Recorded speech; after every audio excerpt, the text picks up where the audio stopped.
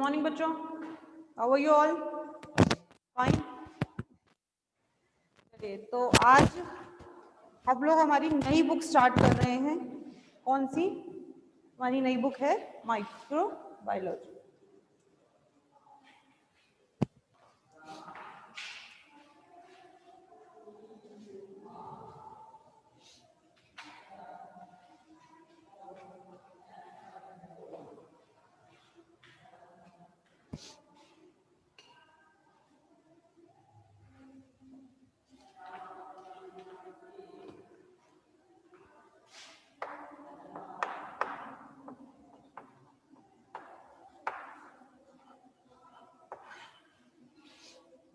ठीक है,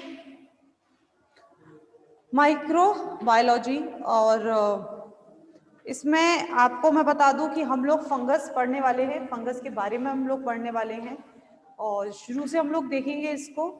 तो एक एक करके सारे टॉपिक्स उठाएंगे। आज जो मैं आप लोगों का टॉपिक सबसे पहले उठाऊंगी, आज जो हम बात करेंगे वो आज हम बात करेंगे वायरस के बारे में। ठीक है, आज सबसे पहले हम लोग वायरस के बारे में बात करेंगे।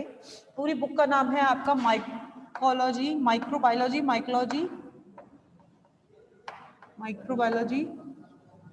Mycology and plant pathology.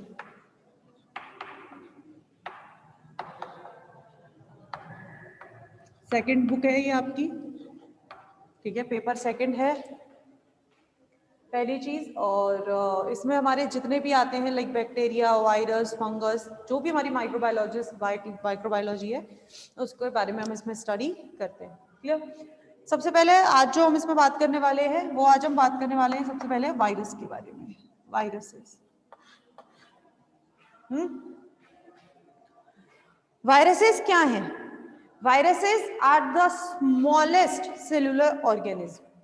Virus क्या है? सब जानते हैं वायरस के बारे में कि virus are the smallest cellular organism, जो कि इतने छोटे होते हैं। अगर आप देखें किसी छोटी चीज को नापने का पैरामीटर जो रहता है वो पैरामीटर रहता है बैक्टीरियल फिल्टर। बैक्टीरियल फिल्टर क्या होते हैं? सीप जैसे होते हैं, जिनमें से क्या होता है, हम जब किसी भी, फॉर एग्जाम्पल आपको कोई आपके पास सॉल्यूशन है या आपके पास कोई पानी है या कोई है जिसमें बहुत सारे माइक्रो ऑर्गेनिज्म मौजूद हैं, आप उसको छानेंगे तो अगर आप बैक्टीरियल सीप से अगर आप छान रहे हैं, बैक्टीरियल फिल्टर से आप छान रहे हैं, तो सॉल्यूशन में मौजूद छोटे से छोटी चीज क्या हो जाती है, उसमें से फिल्टर्ड आउट, उसमें फिल्टर नहीं हो पाती है और आपकी सीव में रह जाती है। But viruses are the smallest, viruses are the smallest acellular organism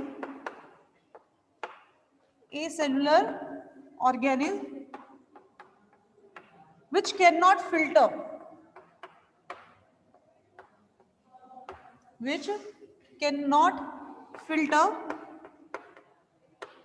through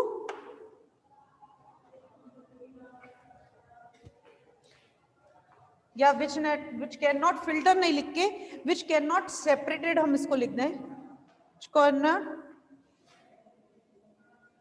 separated through bacterial sieve.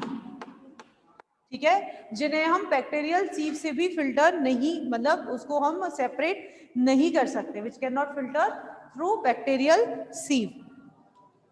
जो सबसे पहला जो वायरस है, the first virus which was discovered, the first virus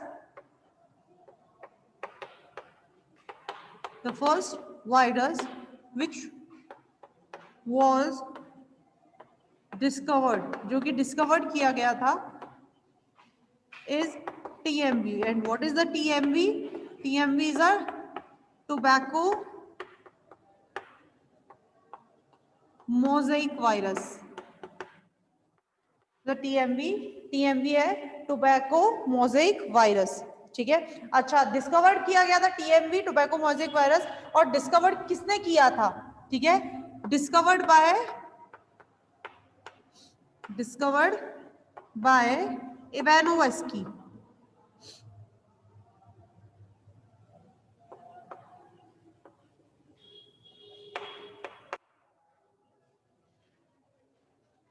कि जो किसने डिस्कवर किया था, इवानोवेस्की ने इसे डिस्कवर किया था, tobacco mosaic virus. Tobacco mosaic virus तंबाकू में जो वायरस लगता है, ठीक है। अच्छा, वायरस की अगर मैं बात करूं तो वायरस कितने टाइप के होते हैं, तो 2 टाइप ऑफ वायरस। वायरस कितने टाइप के, 2 टाइप के होते हैं, 2 टाइप्स ऑफ वायरस, 2 टाइप के वायरस। और वो 2 टाइप्स के कौन कौन से वायरस होते हैं, प्लांट वायरस, प्लांट वायरस जो प्लांट में इन्फेक्ट करते हैं, जैसे कि अभी मैंने आपको बताया TMV, tobacco mosaic virus, plant virus and animal virus, animal virus. और एनिमल वायरस के भी बड़े सारे एग्जांपल होते हैं भाई। सबसे अगर हम बोले HIV, ह्यूमन इम्यूनोडेफिशिएंसी वायरस है ना, एड्स करता है जो, तो एनिमल वायरस। तो 2 टाइप के वायरस होते हैं, मेनली प्लांट वायरस और एनिमल वायरस। और इन 2 टाइप के वायरस के अलावा एक थर्ड टाइप का और वायरस होता है, थर्ड टाइप ऑफ वायरस। और ये कौन सा, ये वायरस कौन सा होता है बच्चों, बैक्टीरियोफेज। आप सब जानते हैं, सबने आपने पढ़ा हुआ है बैक्टीरियोफेज के बारे में। बैक्टीरियोफेज क्या है, ये वो वायरस है जो किस पर इन्फेक्ट करता है, बैक्टीरिया को इन्फेक्ट करता है, इस तरह से। ये रहा, है ना, आप सबने पढ़ा है इनके बारे में, इसके बारे में थोड़ा बहुत आप लोगों ने 12th में सबने पढ़ा है बैक्टीरियोफेज के बारे में। और इसकी डिटेल्ड जानकारी हम आपके अभी पढ़ेंगे, यानी कि अभी से मतलब इसी बुक में पढ़ेंगे हम। तो आपको वो डिटेल में इसकी साइकिल्स भी बताई जाएंगी, लाइटिक साइकिल, लाइसोजेनिक साइकिल, कई सारी इनकी साइकिल्स होती हैं, तो वो हम बात करेंगे।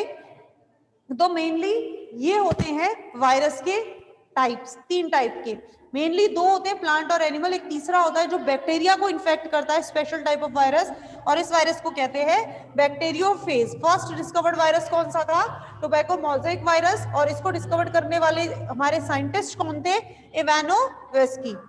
क्लियर। अब हम बात करते हैं जनरल कैरेक्टरिस्टिक, वायरस की जनरल कैरेक्टरिस्टिक, ठीक है।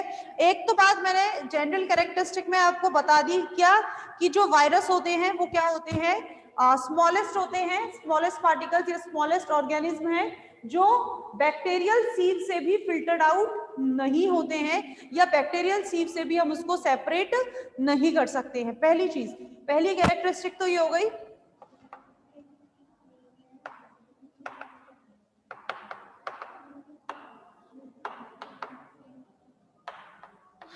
ठीक है,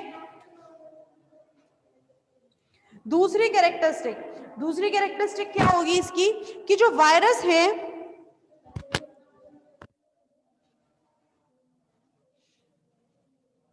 जो वायरस है, दूसरी चीज क्या है, वायरस है, इनको कनेक्टिंग लिंक बोला जाता है बच्चों। क्या बोला जाता है, कनेक्टिंग लिंक बोला जाता है, connecting link between living and non living organism. Living और नॉन लिविंग ऑर्गेनिज्म के बीच में ये किसकी तरह काम करते हैं, एज ए कनेक्टिंग लिंक के तरह काम करते हैं। और ये कनेक्टिंग लिंक क्यों है, क्योंकि लिविंग के लिए, अगर मैं बात करूं लिविंग, तो लिविंग कैसे है, when they are inside the cell, जब ये किसके, सेल के अंदर प्रेजेंट हो, when they are present,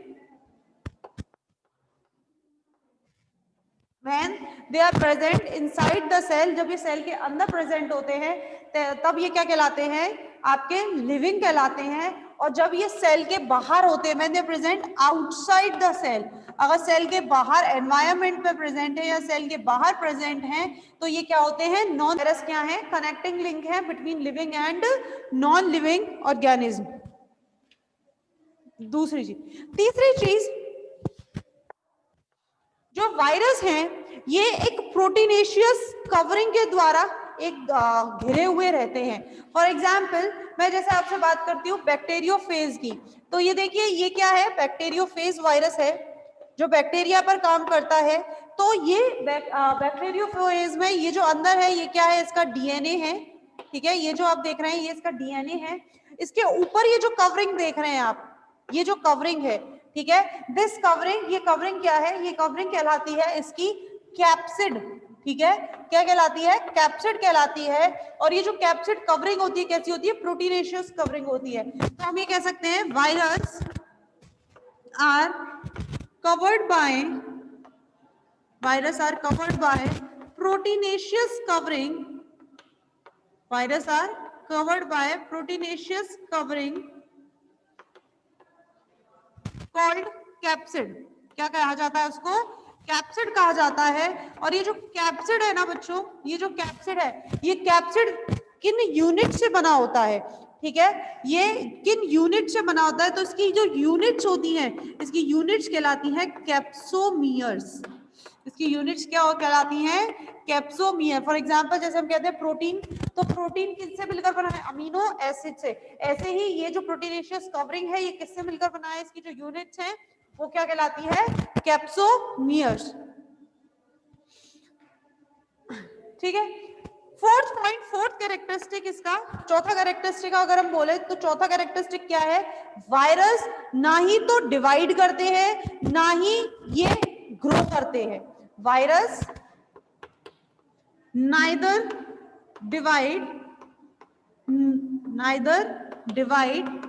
nor grow, ना तो ये डिवाइड करते हैं और ना ही ये ऐसा है कि भाई अगर मान लो जैसे बैक्टीरिया है या फिर किसी और किसी के और के अंदर अगर ये जाएंगे तो हमें कहेंगे अपना साइज बढ़ा लेंगे, साइज इंक्रीज कर लेंगे। नहीं, ये ना तो डिवाइड करते हैं ना ही ग्रो करते हैं। दे कैन ओनली रेप्लिकेट, या इट कैन ओनली क्या करते हैं? केवल इट कैन ओनली रेप्लिकेट, केवल रेप्लिकेट करते हैं। ठीक है, तो virus neither divide nor grow, it only replicate, ये केवल क्या करते हैं? रेप्लिकेट करते हैं। क्लियर? ठीक है, ये हो गया इसका फोर्थ पॉइंट। फिफ्थ पॉइंट की हम बात करें,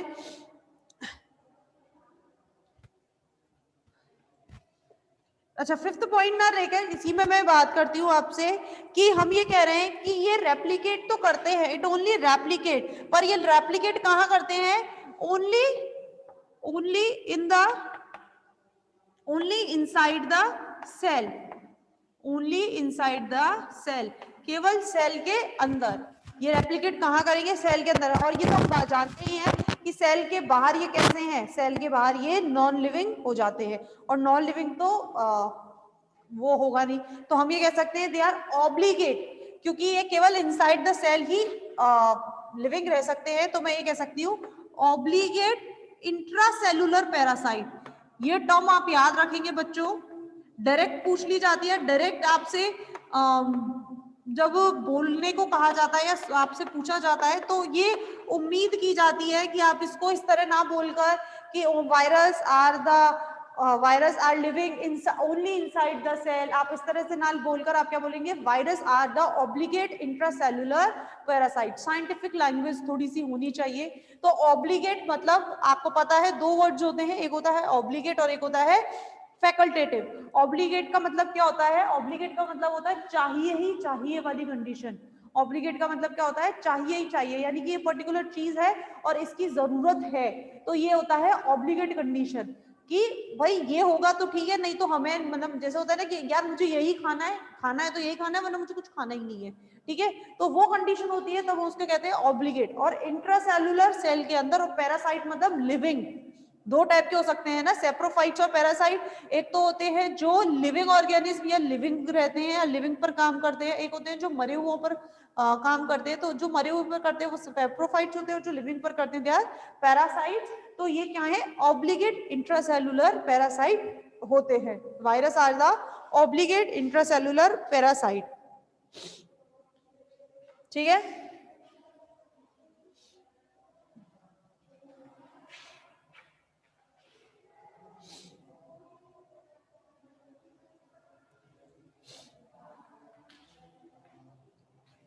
जो फोर्थ पॉइंट था, उस फोर्थ पॉइंट को आगे बढ़ाते हुए हम लोग एक चीज और कह सकते हैं, चाहो तो इसको फिफ्थ बना लो और चाहो तो फोर्थ पॉइंट में हम आगे बढ़ा सकते हैं। क्या कि हम ये कह रहे हैं कि ये रेप्लिकेट तो करते हैं, कि जो पैरासाइट हैं they replicate, but they do not replicate by their own machinery. They do not replicate by their own machinery, क्योंकि इनकी अपनी खुद की कोई मशीनरी नहीं होती है।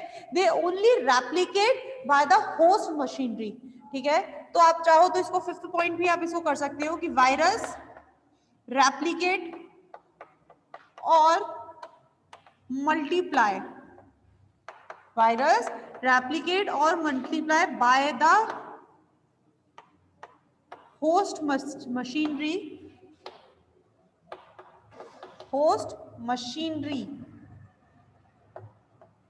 because they do not contain their own system, because they do not contain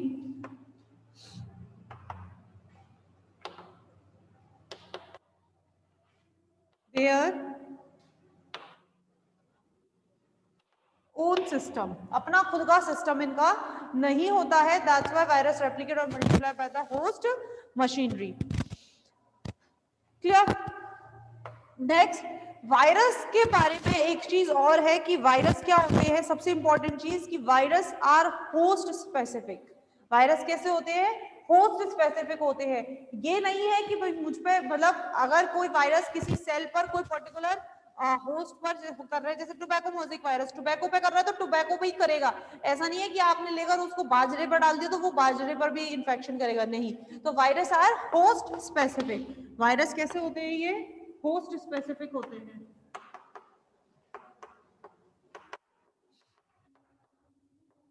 virus are host specific. Clear?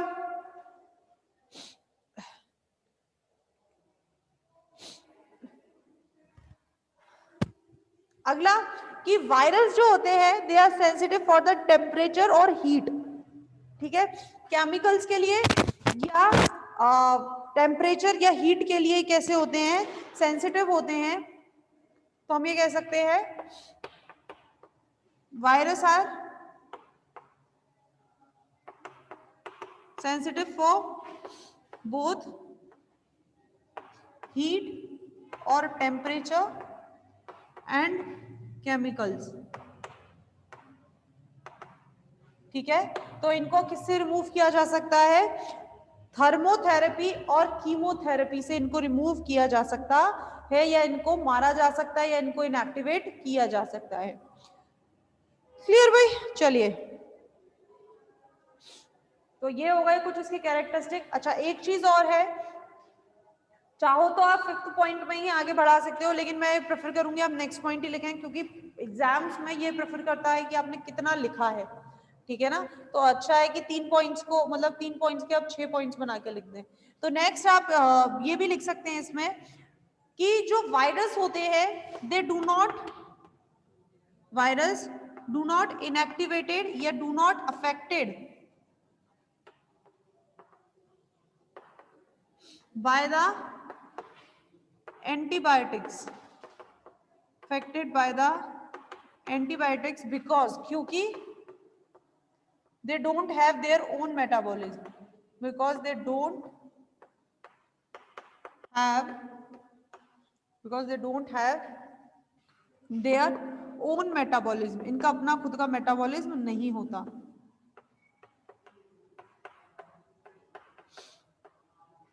ठीक है, तो virus do not affected by the antibiotics, क्योंकि एंटीबायोटिक्स क्या करती हैं भाई? उसका कुछ तो होगा। एंटीबायोटिक्स क्या करती है? ऐसी एंटीबायोटिक्स होती है जो प्रोटीन का फॉर्मेशन या फिर किसी और चीज का फॉर्मेशन रोकती हैं, लिपिड्स का फॉर्मेशन रोकेंगी या कुछ ऐसा करेंगी। जब वायरस का अपना कोई मेटाबॉलिज्म ही नहीं है तो वो एंटीबायोटिक्स अफेक्ट किसको करेंगी? क्लियर? तो इसलिए हम कहते हैं कि virus do not affected by the antibiotics because they don't have their own metabolism, इनका अपना खुद का मेटाबॉलिज्म नहीं होता।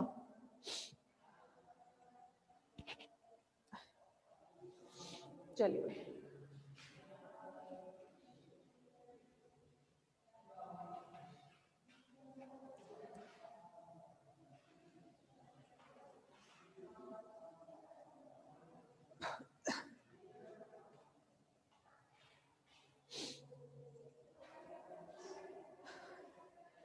नेक्स्ट बात करते हैं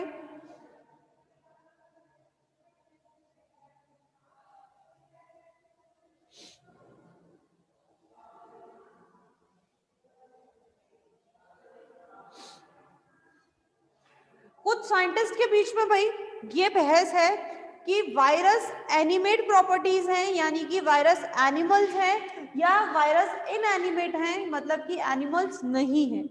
भाई वायरस का ऐसा, वायरस क्योंकि it's a very complicated subject अगर बोला जाए तो। आपके, आप ये कहेंगे हमारी बुक में तो बहुत छोटा सा दिया हुआ है, आपकी बुक में छोटा सा दिया हुआ है, पर virus itself is a complicated subject. क्यों? क्योंकि वायरस, पहली बात उसके अंदर कुछ भी नहीं है, आप किस चीज से उसको आइडेंटिफाई करें, ठीक है, आप उसको किस चीज से रिमूव करें, उसका अपना कोई मेटाबॉलिज्म ही नहीं है, तो सेल के बाहर निकालते ही वो डेड हो जाता है, आपको सेल के अंदर ही उसकी स्टडी करनी होती है। तो बहुत सारी चीजें होती है जो वायरस से रिलेटेड होती है, तो वायरस की स्टडी या वायरस को पढ़ना इतना इजी नहीं होता है, virology is not a easy subject. तो ये इसके ऊपर बहस है कि वायरस एनिमल है या एनिमल नहीं है। Virus shows the animate properties और virus shows the inanimate properties.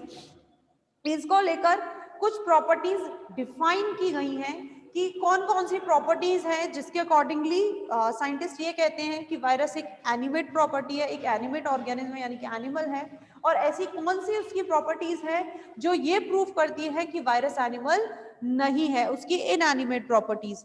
ठीक है, तो सबसे पहले एनिमेट प्रॉपर्टीज ऑफ वायरस। ठीक है, सबसे पहले एनिमेट प्रॉपर्टीज ऑफ वायरस। तो एनिमेट प्रॉपर्टीज में कौन कौन सी पहली चीज आती है, जैसे कि अभी मैंने थोड़ी देर पहले आपको बैक्टीरियोफेज का डायग्राम बनाया था,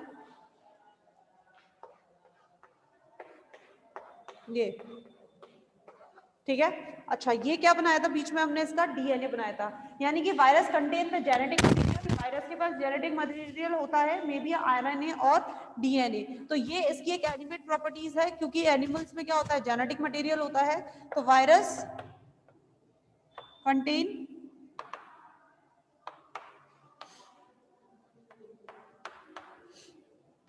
वायरस कंटेन जेनेटिक मटेरियल, कौन सा, मे बी या डीएनए और आरएनए, कुछ भी हो सकता है, पर जेनेटिक मटेरियल होता है। तो पहली प्रॉपर्टी जो ये प्रूफ करती है कि वायरस एक एनिमल है। ठीक है, दूसरा, क्योंकि इसके पास जेनेटिक मटेरियल होता है तो ये मल्टीप्लाई भी कर लेता है, रेप्लिकेट भी कर लेता है, तो मल्टीप्लाई, ये मल्टीप्लाई करता है, तो ये हम कह सकते हैं ये क्या है, इसकी एनिमेट प्रॉपर्टीज है। अभी हमने बोला कि कीमोथेरेपी या थर्मोथेरेपी से हम इसको इनएक्टिवेट कर सकते हैं, यानी कि केमिकल्स या हीट के लिए या टेम्परेचर के लिए सेंसिटिविटी शो करता है, रेस्पॉन्स शो करता है। ठीक है, तो शो रेस्पॉन्स टुवर्ड्स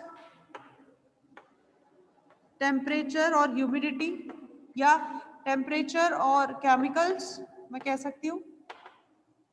ठीक है, तो केमिकल्स और टेम्परेचर की तरफ क्या करता है, रेस्पॉन्स शो करता है। नेक्स्ट होता है वायरस, जो होता है वो ट्रांसमिट हो सकता है, virus can be a transmitted, ये ट्रांसमिट हो सकता है from one host to another host. तो हम ये लिख सकते हैं, दे कैन बी ट्रांसमिट, या इट हम यूज करते हैं इनके लिए, इट कैन बी ट्रांसमिट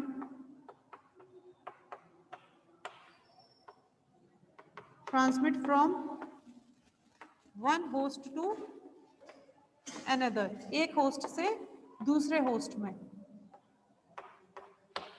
ठीक है, so it can be transmit from one host to another. अच्छा, एक जो सबसे इंपॉर्टेंट पॉइंट है वायरस का, एक जो सबसे इंपॉर्टेंट पॉइंट है वायरस का, वो क्या है, एक जो सबसे इंपॉर्टेंट पॉइंट है वायरस का, वो इंपॉर्टेंट पॉइंट क्या है वायरस का, कि virus mutation can occur in virus. और ये हम अच्छे से जानते हैं कि जो लिविंग ऑर्गेनिज्म होते हैं, केवल लिविंग ऑर्गेनिज्म के अंदर ही क्या हो सकता है, म्यूटेशन हो सकता है। तो mutation can occur in virus. तो ये जो एक कैरेक्टर, ये जो इंपॉर्टेंट, ये जो पॉइंट है म्यूटेशन का, ये ज्यादा ये प्रूफ करता है कि वायरस क्या है, एनिमेट है या एनिमल्स हैं। क्लियर? अब ये तो बात हमने कर ली एनिमेट प्रॉपर्टीज की। अब एक पहलू तो हमें देखना नहीं है, हमें दूसरा भी देखना है, यानी कि हमें ये भी पता करना है कि वायरस केवल एनिमल्स हैं या फिर इनमें एनिमेट तो प्रॉपर्टीज हैं। इनएनिमेट प्रॉपर्टीज कौन कौन सी हैं जिसकी वजह से साइंटिस्ट का ये मानना है कि एनिमल्स नहीं है।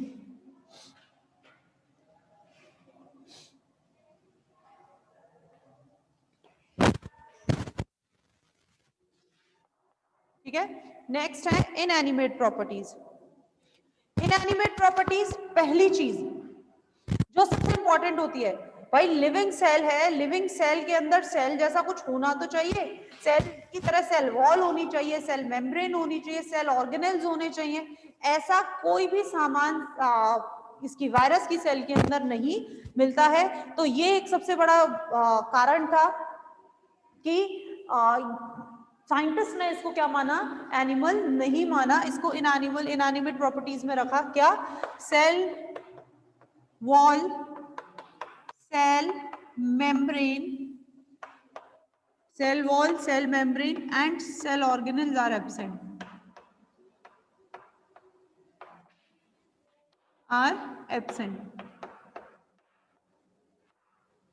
ठीक है, क्या है ये? एब्सेंट है। दूसरी चीज क्या वायरस के अंदर की, और क्या आप इसके अंदर लिख सकते हैं? रेस्पिरेशन, या मैं ये कह सकती हूं सबसे इंपॉर्टेंट, इनएक्टिव और डेड आउटसाइड द सेल। हम मेन वो एक्टिविटीज पढ़ रहे हैं जो ये प्रूफ करती है कि ये एनिमल नहीं है, बाकी तो बहुत कुछ हो सकता है। इनएक्टिव और dead outside the cell, cell के बाहर निकालते ही क्या हो रहे हैं? डेड हो रहे हैं, नॉन लिविंग में इंक्लूड हो रहे हैं। तभी तो मैंने बोला कि virus are the correcting link between the living and non living, ठीक है। तो सेल से बाहर आते ही कैसे हो जाते हैं? इनएक्टिव हो जाते हैं। तीसरा वेरी इंपॉर्टेंट,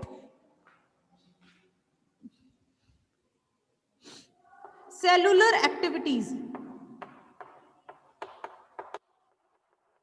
सेलुलर एक्टिविटीज और respiration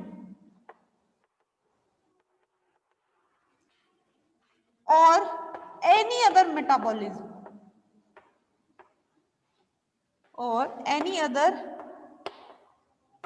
metabolism are not present.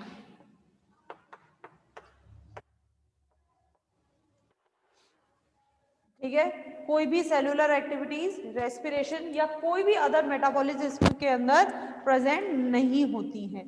ठीक है, तो ये वो प्रॉपर्टीज थी जो ये शो करती हैं कि वायरस कैसी इनएनिमेट स्ट्रक्चर है या इनएनिमेट प्रॉपर्टीज हैं ये वायरस की। क्लियर? चलिए भाई,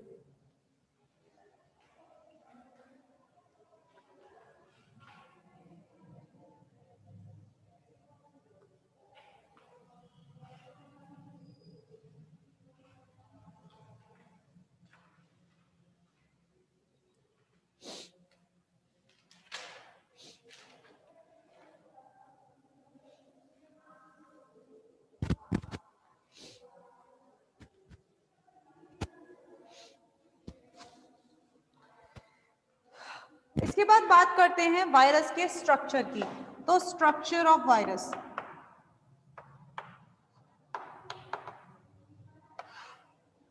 वायरस का स्ट्रक्चर। अब स्ट्रक्चर की बात कर रहे हैं तो वायरस के स्ट्रक्चर को लेकर काफी चीजें हैं, काफी सारी बहस है। जैसे कि वायरस जो है can be elongated rod like virus जो होते हैं, क्योंकि हम जानते हैं बहुत सारे डाइवर्स स्पीशीज, डाइवर्स वैरायटीज जो है वायरस की वो मिली है, वो पढ़ी गई हैं। तो हम ये कह सकते हैं कि वायरस क्या है? It can be a rod like. तो रॉड लाइक कौन से हैं आपके? टीएमवी,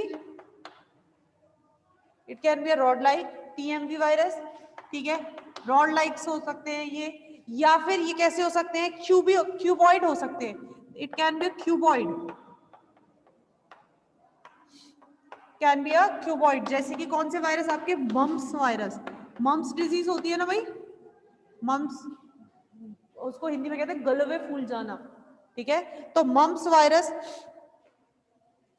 मम्प्स के अलावा और भी वायरस हैं जैसे कि हर्पीज वायरस, हर्पीज हो जाती है पीठ पर, हो जाती है हर्पीज कहते हैं उसे, छोटे छोटे बहुत दाने रेडिश हो जाते हैं, जिनमें बहुत खुजली होती है, जलन होती है, तो हर्पीज वायरस। ठीक है, और सबसे इंपॉर्टेंट शेप वायरस की कौन सी? Tadpole like, tadpole like. ठीक है, टेडपोल क्या है? लार्वा। किसका लार्वा? फ्रॉग का लार्वा, सब जानते हैं इसको। तो टेडपोल लाइक शेप सबसे इंपॉर्टेंट शेप वायरस की, और ये टेडपोल लाइक शेप किस में मिलती है? ये मिलती है बैक्टीरियोफेज में।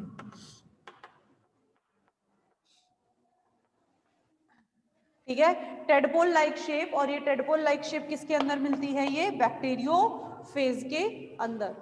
क्लियर? और इसकी तो अभी सब काफी टाइम से हम स्ट्रक्चर बना रहे हैं। ये इसकी भी स्ट्रक्चर के बारे में बात करेंगे। इसकी जो रॉड होती है, ये जो देखो, ये जो होता है, ये इसका हेड होता है, ये इसकी रॉड होती है, और ये इसके नीचे फिलामेंट्स होते हैं।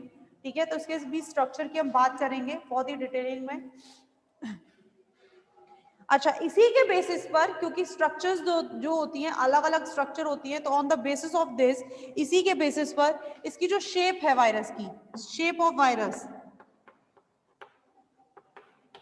वायरस की जो शेप है, shape of virus divided into 3 symmetry, इसको 3 सिमेट्री में डिवाइड किया जाता है।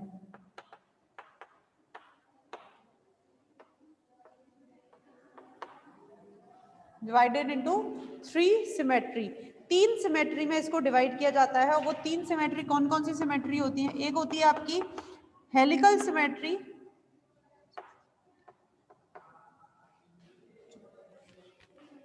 हेलिकल सिमेट्री, एक है आपकी क्यूबिक सिमेट्री, ठीक है, एक है आपकी हेलिकल सिमेट्री, एक है आपकी क्यूबिक सिमेट्री, और एक है आपकी complex symmetry.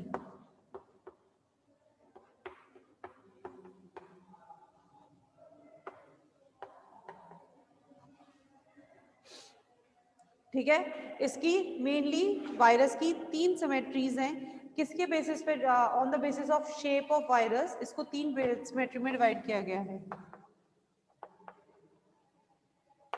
On the basis of shape of virus divided into 3 symmetry, इसको 3 सिमेट्री में डिवाइड किया गया है। और इसकी 3 सिमेट्री कौन कौन सी हैं?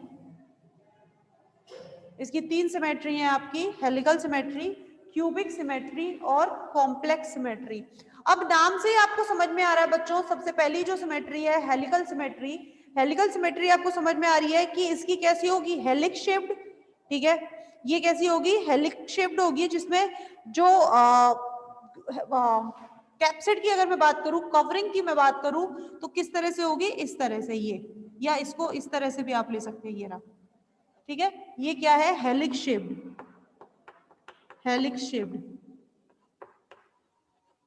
ठीक है, तो कैप्सिड जो कि किससे बनके मिलकर बना हुआ है? कैप्सोमियर से बना हुआ है।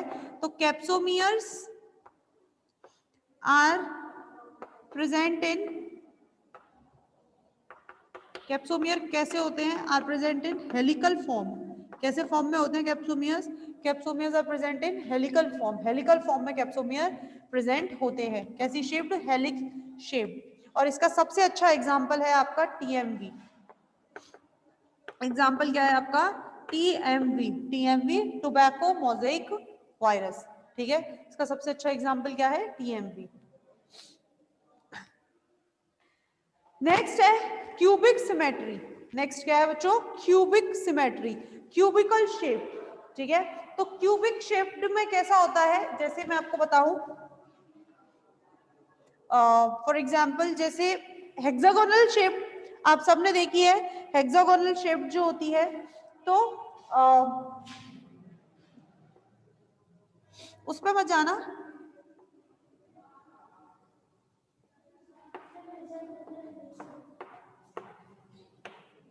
इस तरह से, यानी कि हेक्सागोनल जो शेप्ड होती है, उसके जैसी क्यूबिक जब होती है, पॉलीहेड्रल शेप, तब हम इसको कहते हैं कि ये सिमेट्री कैसी है? क्यूबिक सिमेट्री, है ना? ये कैसी? Polyhedral shape. कैसी शेप है? Polyhedral shape. क्लियर? चलिए, पहले एक बार रिजॉइन कर लीजिए बच्चों क्लास।